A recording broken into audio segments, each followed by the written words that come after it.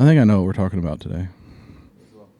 Well, I guess we'll see once we start talking about it. We'll see. Once Do we a little start. bit of this action, though. Ladies and gentlemen, welcome to the Shop Podcast. Wow. This is episode 4 of season 2. The clap happened off screen. Did it happen? Was it too high? Yeah, I think it clapped up here. Do you need to see it No, it counts. for it to work? No. Like No. if a tree falls in the woods, No. did it really fall? Yeah. Make a noise? No, I guess it falls regardless. But The voice you're hearing is my co-captain, co-captain Stanky J. Stanky J and Tannenbed. My name is Tannenbed. Tannenbed, Tannenbaum. J's any adjective and then J. Yeah, and I just put tan in something when depending on the mood, like Sasquatchatan. Yeah. I just made that one up. The other day I ran, and I thought my running app called me by a nickname. I have an app called Runna, RUNNA. Okay. And I don't really use it anymore, but it's still on my phone. And so if I Okay. run, it connects to other running apps. And so if I run, it connects to that app. And it said, "Nice workout, Tan." And I was like, hey, I didn't know, like, how did it know to call me a nickname? Yeah. Apparently, I could just see a portion of the notification. Oh, gotcha. It So didn't say it. No, it it was called just me like Tanner. it was typed. Yeah. Okay, gotcha. Yeah. It doesn't talk to you? No. Can you make it? Can you make it talk to you? No, Nike Run will do that, and sometimes it's Kevin Hart that'll talk to you. Yeah, I used to back in the day when I used to run all the time. I used the Nike one. And it would always Yeah. give you a little update on what was going on. Runna will like keep you on pace if you have a goal pace. Yeah, It'll pop in and be like, your current pace is this. Yeah. Your goal pace is this. You need Yeah. to pick it up or slow it down or whatever. yeah. Did you ever used to like try to make designs in your No. run trail? No, I've never had the opportunity to do that. Oh yeah. Like, Your neighborhood's pretty much just like it's a square. so you don't have a lot of options. And at home, like at my parents' house, whenever I'd run prior to moving out, I just ran down the road and back. Yeah, Like there weren't any other options gotcha. unless I wanted to run down people's driveways. Yeah. There's the neighborhood that we used to live in Cabot when I was running all the time. Had a bunch of different like winding. I mean, it was like a suburban neighborhood, but I mean, you could go like Big money. down one road and turn down one and circle around and come back to another. You can make all kinds of designs while you're running. Some cul-de-sacs you can run in there and run back out. And Yeah. it was kind of We have a cul-de-sac. something to It's not really a cul-de-sac. It's a 90. spice but things up whenever you're running. It's shaped like a cul-de-sac. Yeah. Do you ever get chased by dogs? There's a couple dogs in our neighborhood, but they're pretty calm. Yeah. They'll come out there and like follow you for a second, but I've never felt like they were being aggressive or anything. The neighborhood we're in now is very hilly, Yeah. and there's a lot of dogs. Yeah. So Yeah. I've not ventured out into You should. that yet. You should go on walks. I should. I used to go really early in the morning when it was still dark, Yeah. and I don't know how I feel about that in our neighborhood currently. Yeah. Look out for that tree because of behind the you. animals. I know. I almost put the tickling you. tree in my hat. Yeah, that would have been cool. The animals, they scare you? Sometimes. Yeah. I'm not like a critter person. You could take pepper spray. Bear spray. Yeah.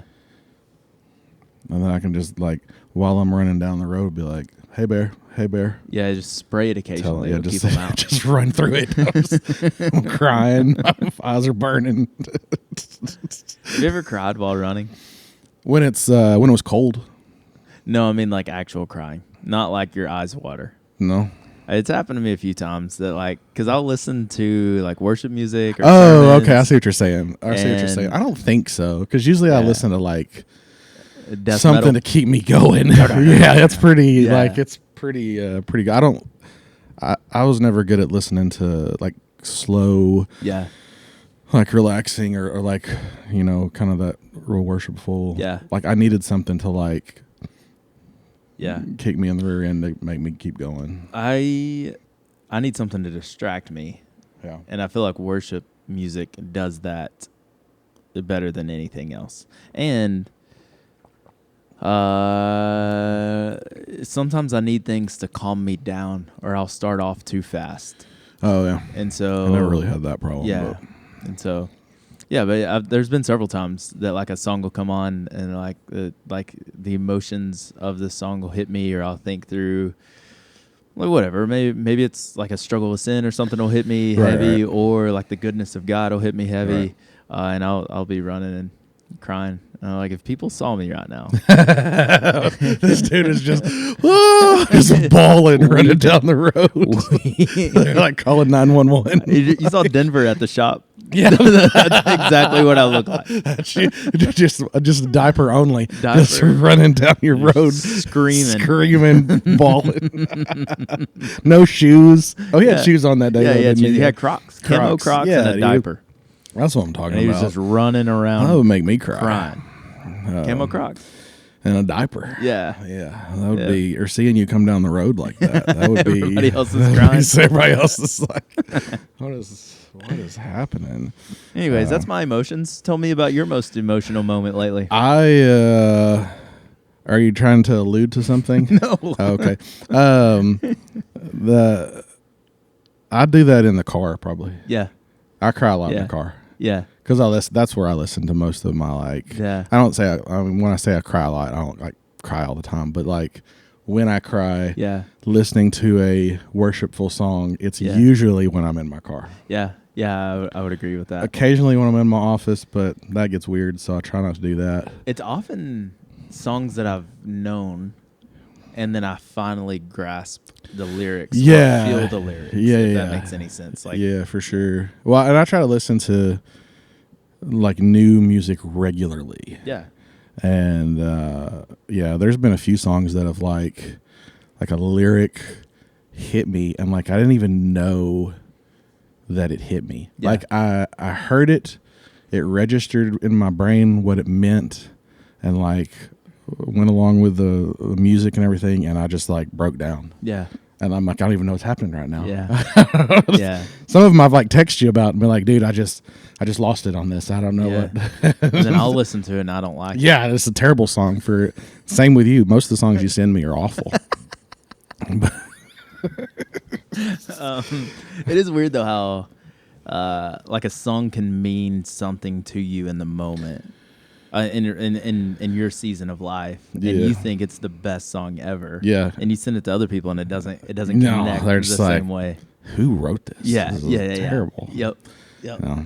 Most of the songs you send me have to grow on me though. But Yeah. well, most of them do. Regularly, I'll send Jason a song, and he'll be like, "Yeah, I didn't like that." And then 3 months later, he'll send me the song, and he'll be like, "Dude, this is the best." I'm Yeah. like, shut your mouth. That's it's got to marinate a little And bit. he's like, "Did you send me this one?" I'm like, "Yeah, a long time." yeah, I act like it was my idea, and I found this really cool song. He's the worst. So yeah, I'm gonna start. Can I pick out a I set one enjoy day? it. Yeah, Can I? Actually, yeah. When you want to do it? you would let me do that? Yeah, when you want to do it? I don't know, 2 weeks, because you're not leading worship next week. 2 weeks. So Yeah. a week after next, you pick the set. Yeah, All right, I'm on board. All right. Y'all heard it here.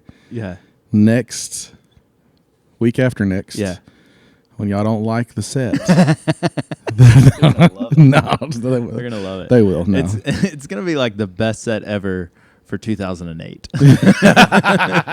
Because I was like I like it. the like the peak of my worship life, probably. that. Like those are all the songs that I grew up on. I'm on board. There'll probably be all songs that I don't know.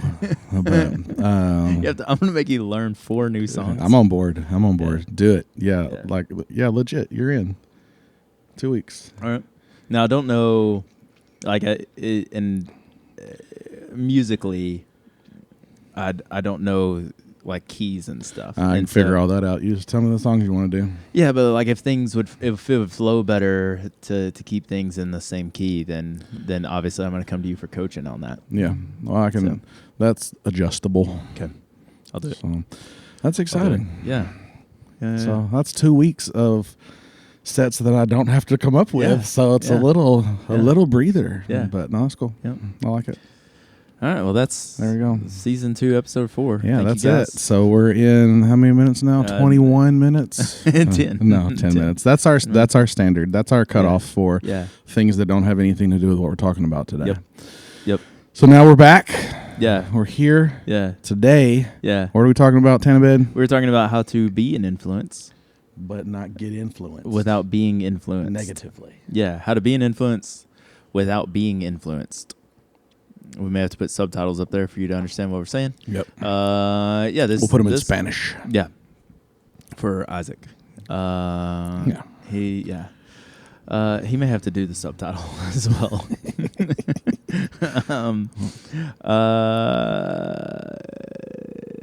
What was I saying? Oh, this once again came from Slido. Yep. It wasn't worded exactly like this, but this is what they were asking. And it also ties in with what we talked about last week at the shop of that Christ says in the Sermon on the Mount, you are salt and you are light, meaning that you are designed to have an impact on the people around you in the world that you live in. Original influencers. Yeah. Yeah. You are an influencer. Yeah. Yeah. Take that, social media world. Yeah. That essentially is what Christ is saying, that there are a group of people that the world would call influencers, but Christ looks at us and he says, no, you guys are it. You're in. And so the question is, how do we influence the world without allowing the world to influence us? Yeah.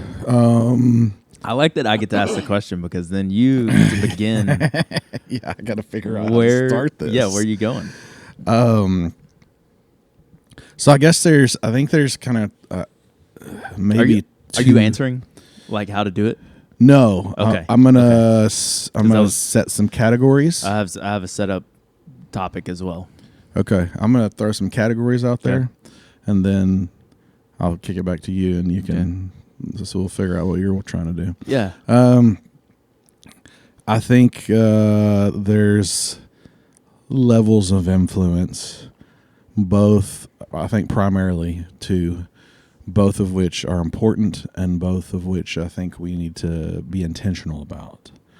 I think one is more of a broad level of influence, where we are aware of how we are like perceived by the general population, if you will, like just how you live your day, how you operate on a regular basis, how people perceive you as a person, what their impression of you is, like that. So lifestyle. I think there's your lifestyle level. Okay. And then I think there's more of a personal level, like how do I influence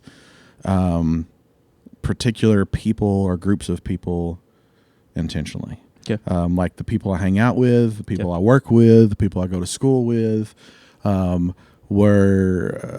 do I manage like how I influence those people? Okay. So I think there's like it's more of like a broad. Yeah. Let's zoom in. Yeah. I feel like you took more of the. This is good. You took more of the positive route of like how do you influence others. Yeah. And I feel like most of my focus is probably going to be on the how do you avoid being influenced. Yeah, because I think that's going to be an aspect of both of those that you have to take into account. Yeah. And be very aware of and manage that as well. Yep. Yeah. My topic doesn't flow very well from what you just said, but I'm going to say it. Perfect. I like it. No. I think just a reminder for myself, for you guys, is remember how much of like I think John Mark Comer uses the word herd mentality that we have. Yeah. That it is very, very easy to be influenced by the people that we're around. And then oftentimes, like, we don't even notice it. But we'll begin to wear the same shoes that everybody else is wearing and dress the same that everybody else is dressing. Like, and you see this, and not all these are bad. I don't mean to say that it's always a bad thing to dress like the culture that you're in, but you see this. Recently, I've been listening to a lot of Passion City Church, and it's from after we went to that that conference there, and so it kind of got me onto some guys that I've enjoyed listening to recently. All of them wear plain colors. Like, never do you see them preach in a plaid shirt Yeah. or anything like that. Like, all of them wear and often very dark colors. Yeah. Um, Almost like a stagehand Yeah. vibe. Yeah. Every single one of them. Occasionally, you'll see Louis Giglio preach in like a gray jacket, but most of the time, in everything that I've watched in the last year, like they're all wearing very dark, like stagehand. Like, and actually, Ben Stewart was asked about this, and his answer was he decided a long time ago to quit worrying about what he wears, to not try to wear anything that was noticed. And so he just decided, I'm just going to wear black all the time. And he says that it's actually done the opposite effect of what he had hoped, because now everybody asks him, why does he always wear black? And so Yeah. so it didn't work, but that was his motive in the beginning. But and so you do see that, though, like there's a culture there, even within that church, that everybody wears the same thing. Everybody that goes on stage is likely going to look very similar to somebody else that was on stage. Your friend group, you probably wear something very similar to the people that you're friends with. If your friend group highly values shoes, you're probably going to value shoes. Yeah. If you highly value watches, you're probably going to value watches. Right. And so that continues on into not just what you wear, but how you talk, how you behave. This generation right now has some of the weirdest words ever, and Jason and I talk about it. They drive us nuts. Yep. And so, but that's true. Politically, we see that conservatives gather together, Democrats gather together.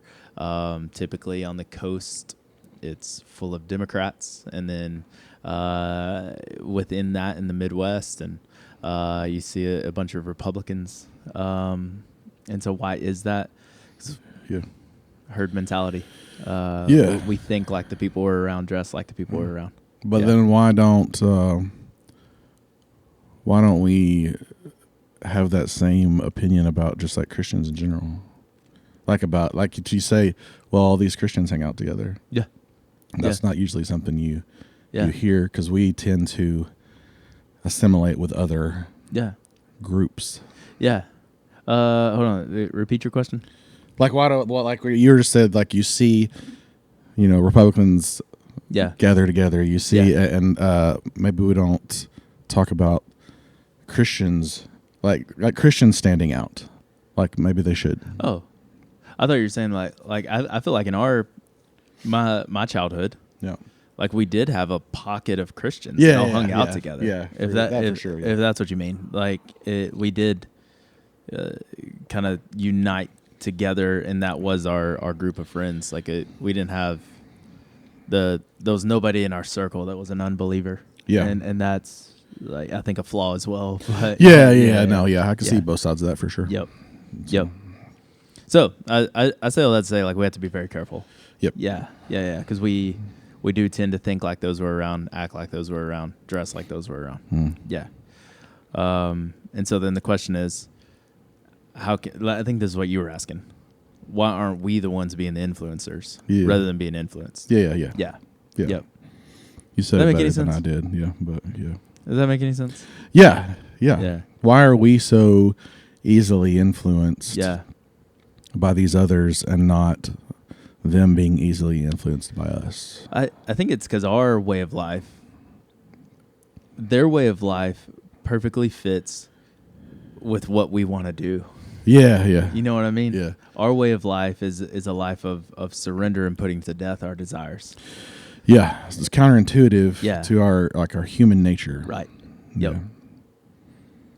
And so I would say that's why it's so much easier. Like, what's the illustration I've heard before is if you have a dirty hand and you shake a man's hand, their cleanness doesn't rub off on you, but instead your dirt is going to get on their hand. Yeah. And so for us as believers, rarely does our holiness, our cleanliness rub off on somebody. But instead their sinfulness is likely going to influence us.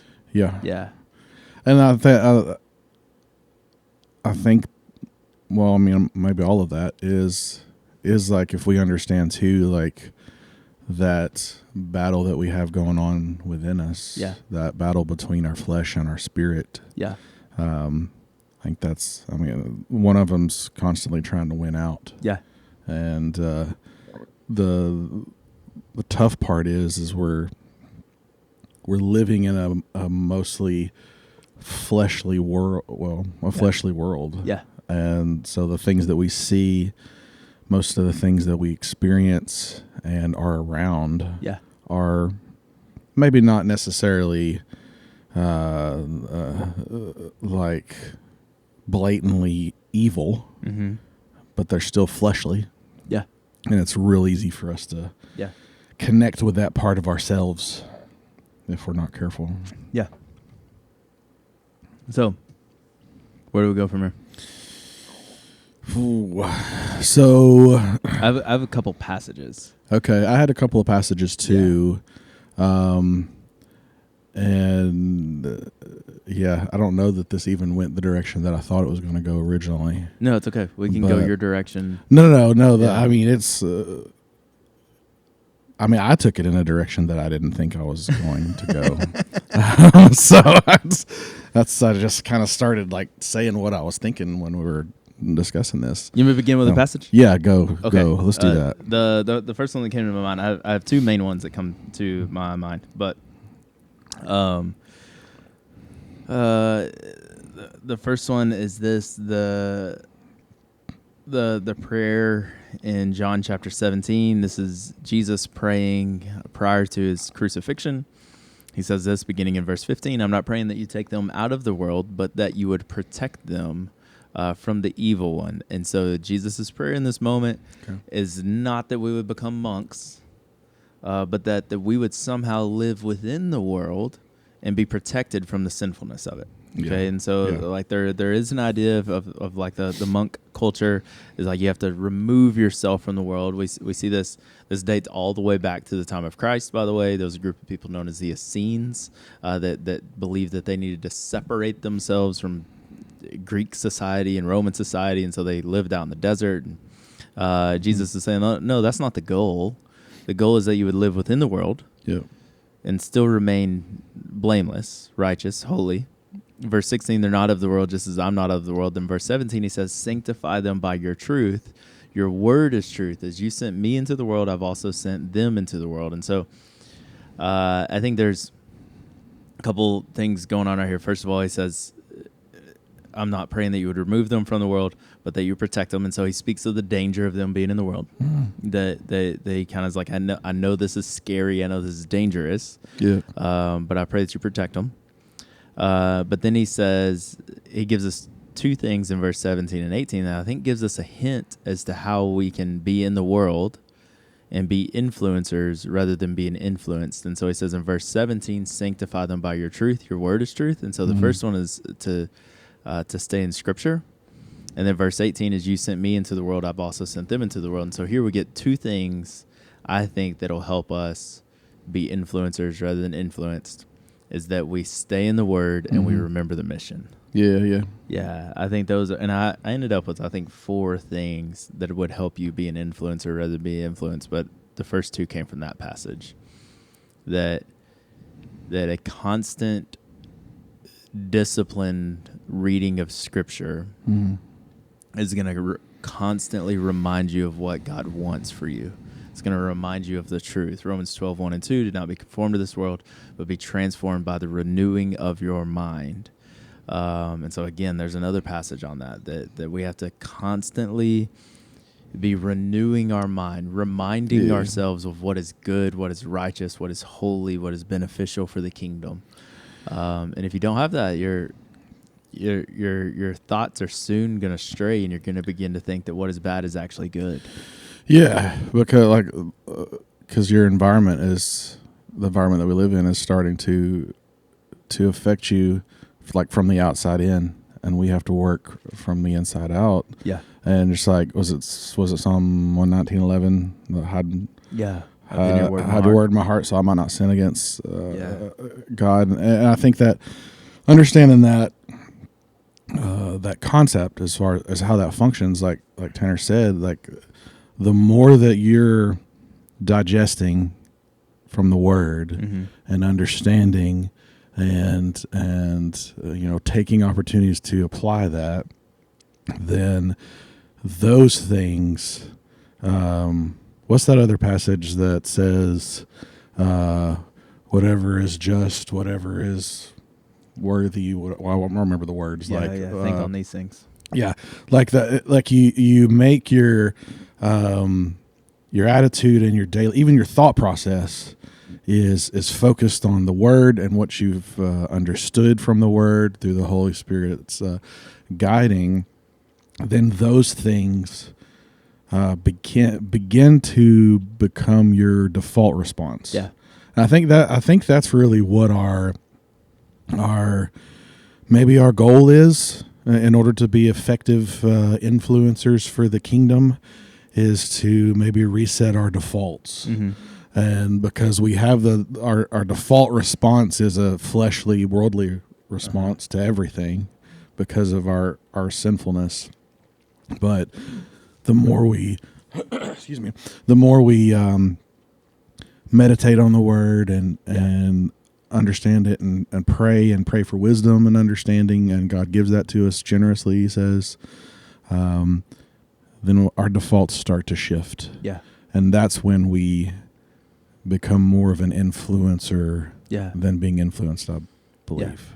Yeah, for sure. And the Romans 12:1-2, to be transformed by the renewing of your mind. My understanding of that, and I think we've talked about this on the podcast before. Yeah. My understanding of that for most of my life was that if I read my Bible, then my sinful desires are going to go away. Mm-hmm. As long as I read my Bible, then I'm no longer going to have a temptation to cuss. As long as I read my Bible, then I no longer have a temptation to lust. Yeah, it's not like it's a magic book that you read and it Yeah. Yeah. But I do think it the renewing of your mind, and so your mind it's about what you know. And so whenever I read scripture, and then I have a temptation to say something I shouldn't say, or to talk about somebody, or to do something I shouldn't do, it's in my mind now, because I've read scripture, to say, no, that's not good. Yeah. And so then I act based off of what's good. Right. It shifts your worldview completely. Yeah. In all aspects. Yep. And so I said that maybe to clarify some things, because I probably wasn't, and I'm sure people taught me this, I just didn't hear them or pay attention, that it's not magic. Reading your Bible is not going to magically make you quit doing whatever it is you're doing. It's not like a spell. Yeah. It's like we almost think that, like, okay, if I read this particular Right. passage that talks about not lusting or not murdering or not stealing or whatever it may say, like, if I read this enough, then I'm not going to do it. Right. Yeah. And it's like, we almost treat it like what we see in movies, like you're going to cast some sort of spell to like keep you from doing stuff, and that's just not how the Word of God works. Yeah, but to read it and then act on it is good. Yeah. And so you read it and then trust that what God has for you is actually good. Yep. And so then whenever you have a temptation to pursue the things of this world, you're like, no, I remember now that Jesus said that's not a good thing to pursue, that I need to, I'm trying to think of a passage to go with here. Whoever loses his life will find it. And so then it's like, no, I don't need to pursue my own desires. I need to pursue God's desires, and that's actually good for me. I don't feel it right now, but it's actually good for me. So that was my first one. The second one was remember the mission. That we are friends to ungodly people for the purpose of hopefully causing them to glorify Christ. Yeah. Pointing them to Jesus. Yeah.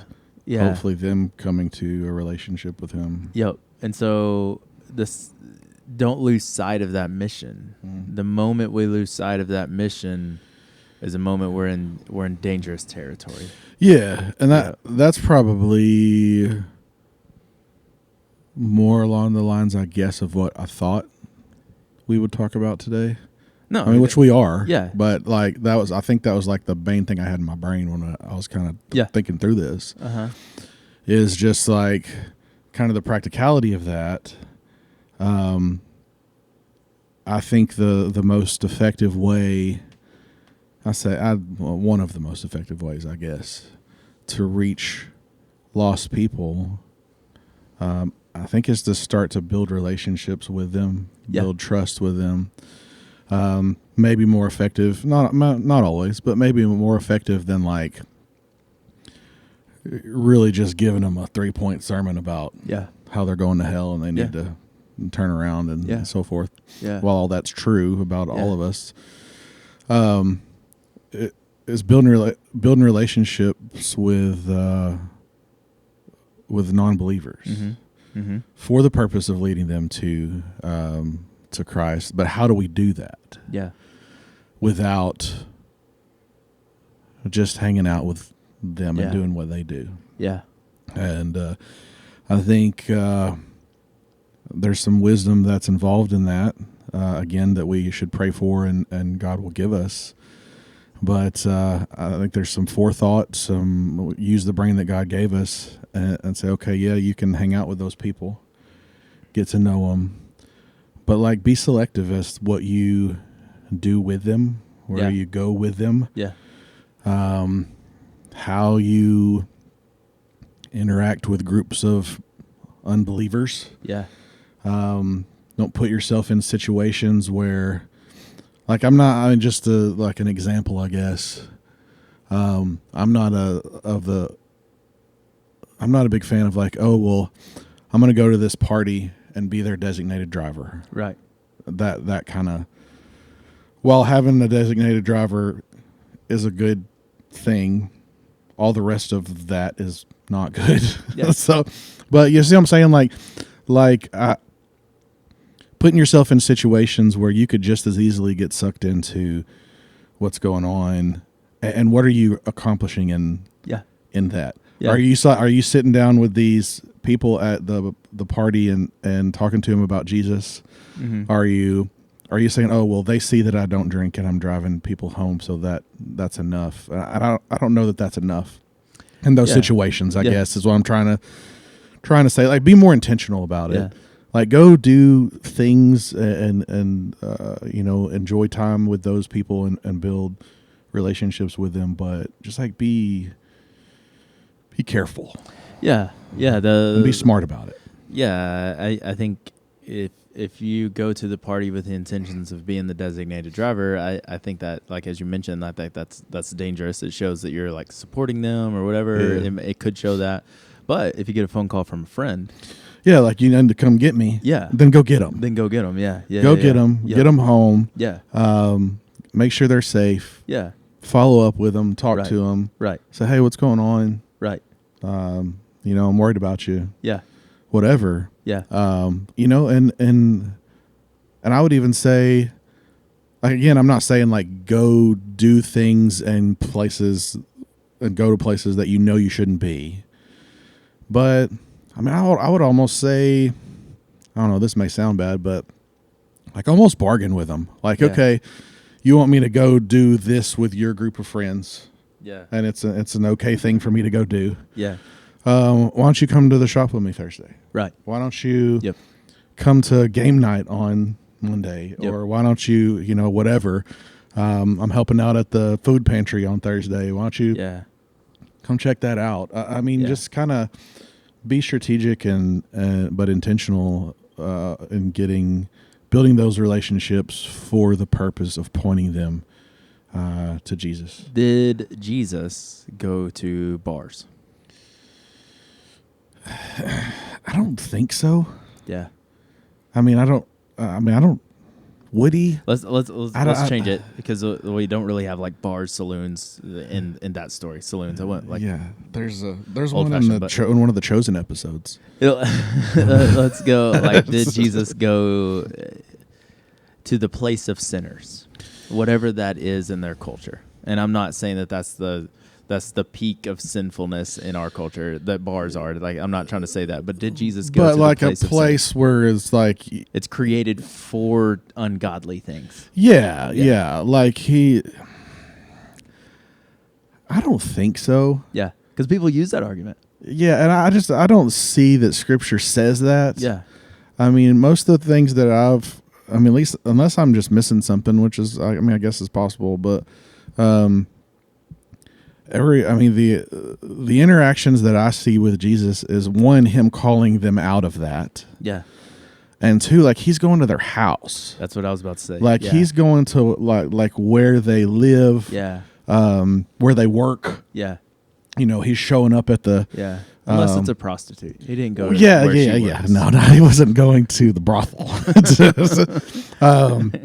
But there's a whole different set of reasons why you shouldn't do that. Don't go to brothels. But yeah, so, but yeah, I mean, I don't think he was like going to whatever they had back then, Yeah, and just like sitting over in the corner yeah, waiting for somebody to, come over and talk to him about who he was. yeah. I don't know Yeah. that that's what he did. Yeah. And like, I always like to kind of explain it that, like, he wasn't really friends like with the sinners. He was friends to sinners, if that makes, Yeah. if I can make that kind of distinction. Well, I mean, there's a passage, if I want to use that one, the friend of sinners. Yeah. So, Friends I of mean, sinners. whatever. I'm just like, I would say that would be more That if along a the lines sinner of needed friends a friend, too. If a sinner needed a friend, Yeah, they could call on Jesus. friends of, friends too, I think Yeah. are Yeah. synonymous. But friends with, so to me, when you say I'm friends with, that means like I'm going and doing what they do, Yeah. and I'm with them. I'm supporting what they do, that kind of stuff. Yeah. And if I'm a friend of someone or I'm a friend to someone, Yeah. then I think that's more along the lines of Yeah. what Jesus was doing. I mean, his intention was for all to understand who he was and why he was here. Yep. And he never like condoned their sin, Mm-hmm. and he always called them out of it. Yeah. Like he would go and sin no more. Yep. It wasn't like, hey, it's you just keep doing what you're doing because I just love everyone. Yeah. While yes, Jesus loves everyone, he also loves them enough to call them out of their sin. Yeah. And I ask that question because people use that excuse often. Yeah. Like, Jesus went to bars. I can go to bars, and I'm doing it in the name of ministry. But are you? Yeah. Well, I mean, and first of all, we have no indication that Jesus was at bars. We do see that he hung out with tax collectors and sinners. We do see he turned water into wine. So I'm not talking about a drinking issue. I'm talking about like a drunkenness thing. Yeah. But the first thing is we have no indication that Jesus hung out in places designed for sin. Yeah. We do see that he hung out with people who were in sin. Yes. But as you mentioned, like it was at their houses. Yeah. Like it was on the streets. Like we have no indication that Jesus was in places designed for sin. Yeah. The second thing is, like motive is very important. And can you go to a bar for mission work? I believe you can. I think you can. You may disagree. I think you can. I think you can, but it's going to be very specific work. Yeah. And I don't think it's... Yeah. I feel like we're attacking bars. And No, that's I mean, not it's at just all the intention. easiest, like... Yeah. place Can you go to a where party for- you can for say the purpose party of mission too. work. Yeah.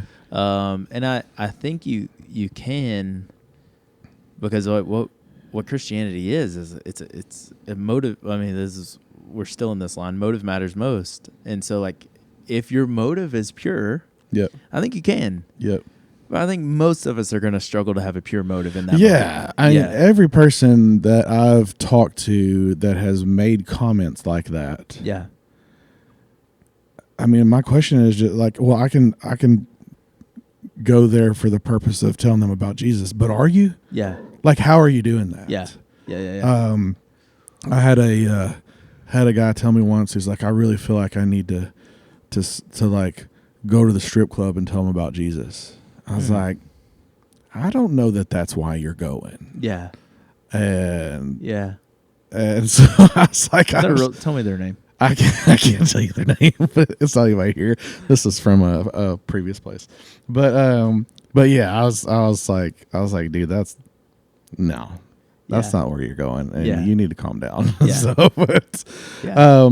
but I think just, I mean, like, I think you have to examine your motives in that. Like, I'm going to go to the party and be a witness to my friend.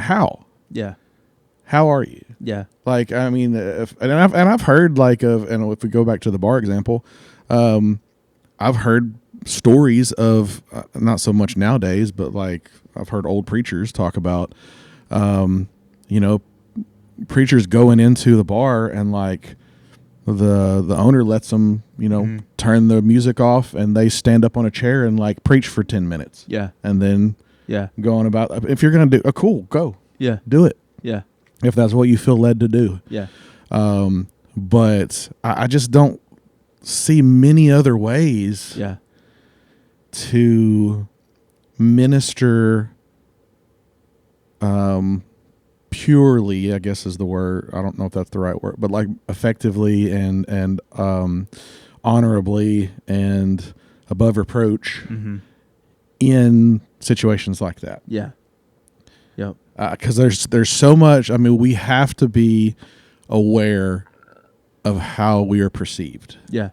And to say, well, I don't care what anybody thinks about me. Well, I don't think that's a luxury that Christians have. Yeah.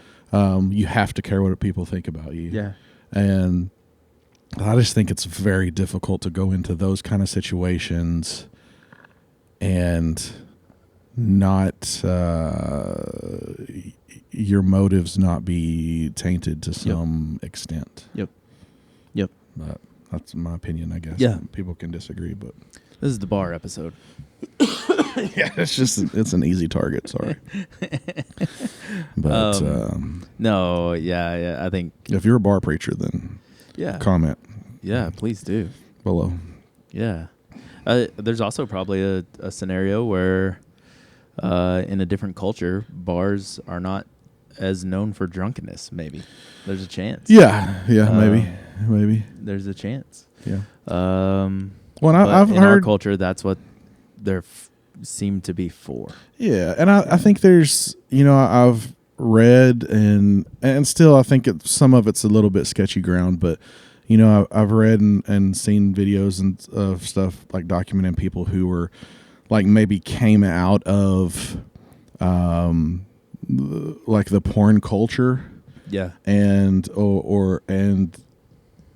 to some extent kind of go back into those places to try to reach people. Yeah. And but I think even at that, you still got to be real careful. But I mean, those people experienced it and I guess could maybe navigate it a little better than the average person. But still, anyway. All right, so let's bring this all back around. Yeah. Why are we even talking about this? Because you are going to be so susceptible to sin. Yep. And so what we're saying is it's very dangerous to try to do ministry that way. Yeah. Yeah. It's extremely dangerous to try to do ministry that way. Because most likely you're going to be brought down by their sinfulness. Yeah.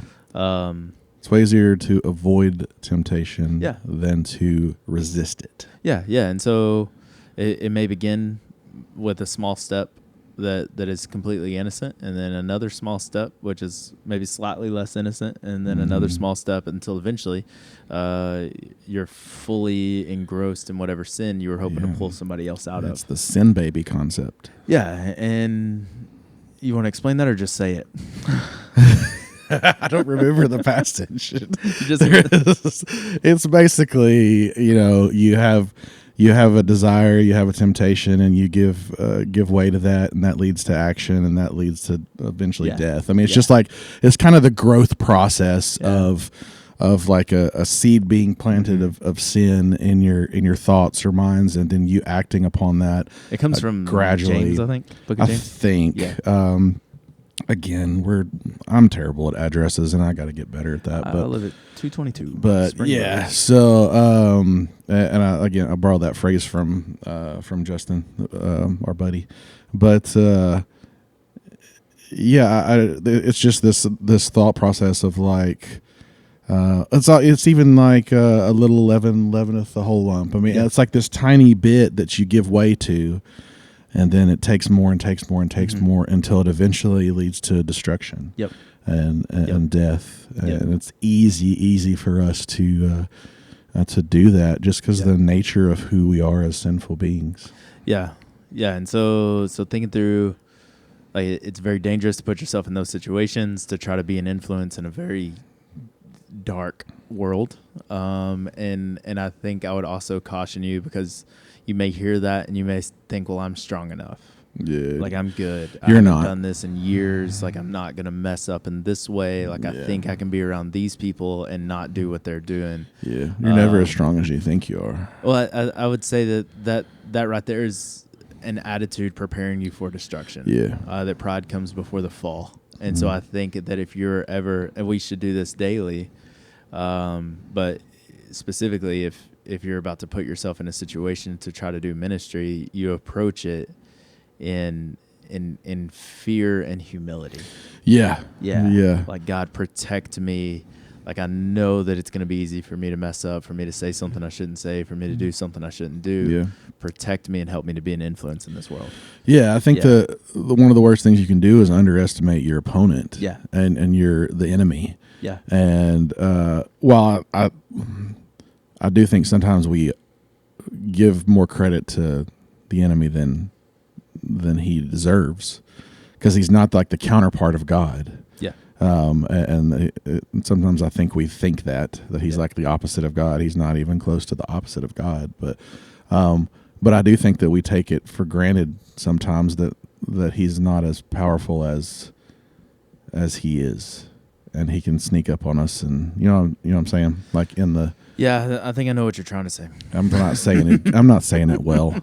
Wait, He's described as a lion. yeah, there we go. Yeah. So so I'm not trying to give him more credit, give Satan more credit than You don't want to give him too much credit. I don't but want to you give wanna him credit. any, but I think you have to be aware.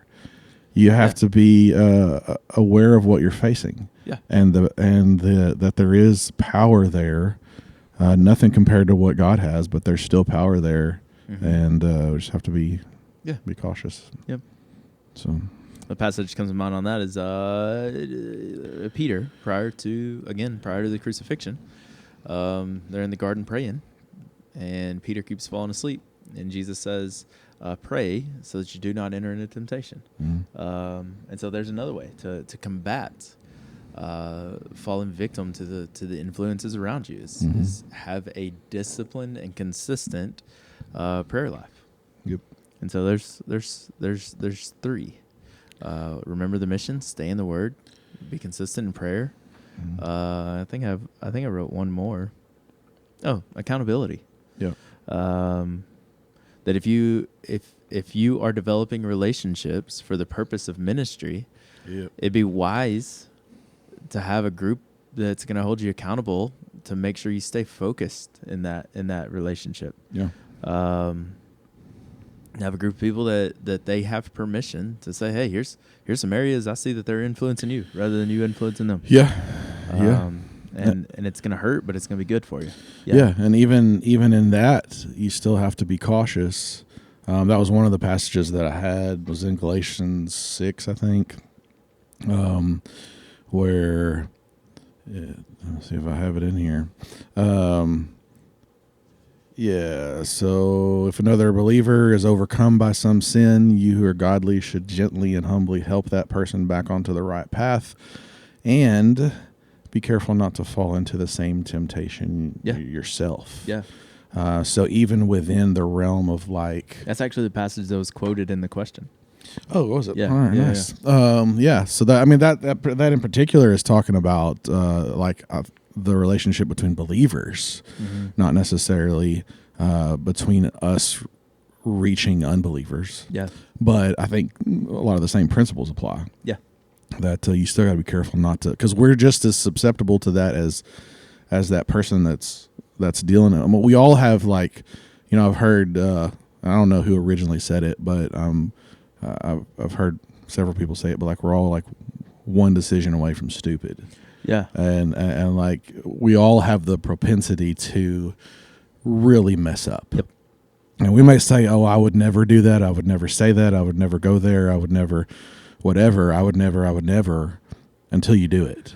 Right. And so we all have that potential. So we have to just be cautious that we're not we don't get sucked into the same thing that our, you know, brothers and sisters may be getting into because we're not on guard when we go in to help. Yep. And so. Yep. There's that. It's good. It's fantastic. You know, thinking through a combination of that passage, having a group of guys or girls to hold you accountable. Like we've seen the influence of. We've seen how easy it is to be influenced.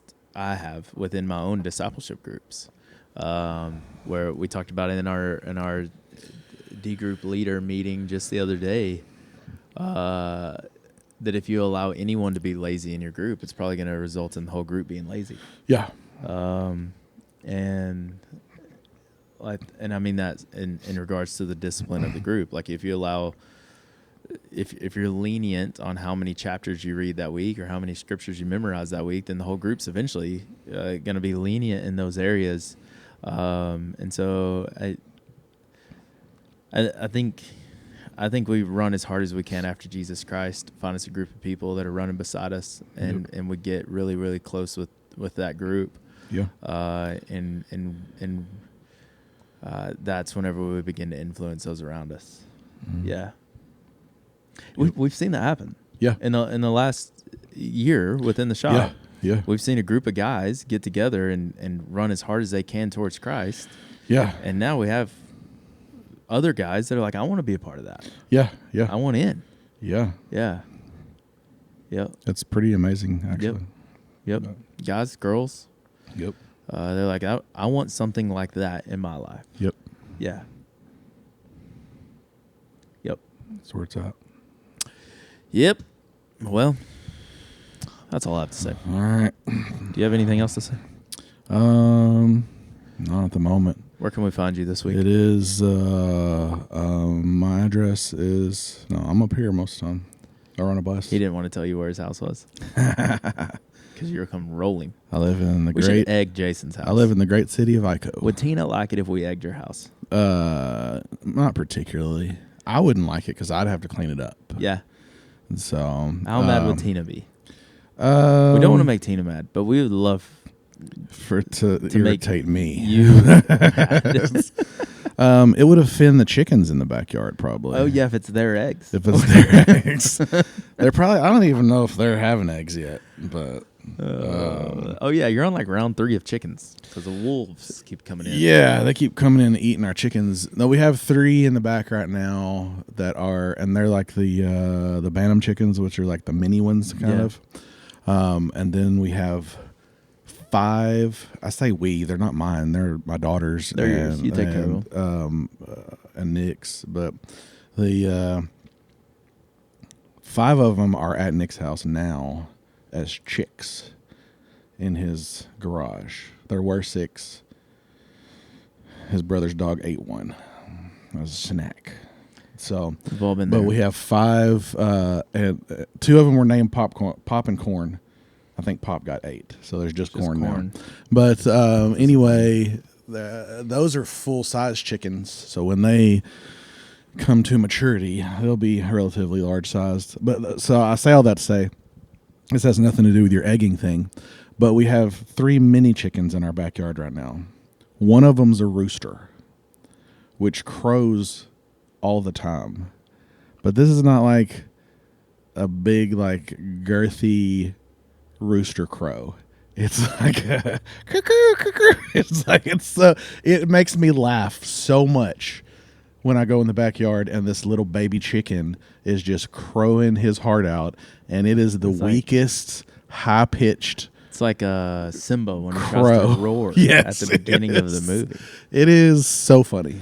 I did like that you're like, hey, I got to tell him that there's 5 chickens at Nick's house so that I can tell him that there's a chicken that crows really loudly at my house. That's how my brain Because works. you began there, and then you say, I say all that to say. Yeah, like yeah, as yeah. though those two things are Those connected. are, yeah, you had to know that before you could know that there was a tiny chicken at my house.